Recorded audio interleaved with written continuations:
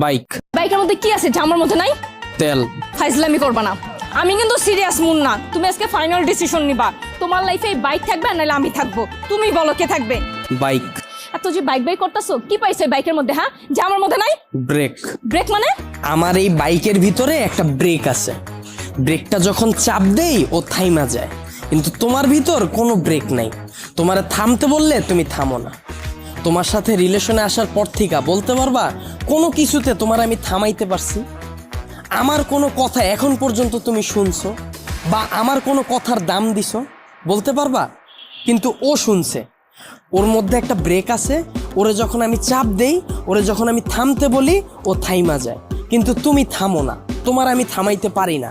তোমারে যখন কোনো কিছুতে না করি তুমি আমারে উল্টা প্রশ্ন করো, এইটা কেন করব, ওইটা কেন করব।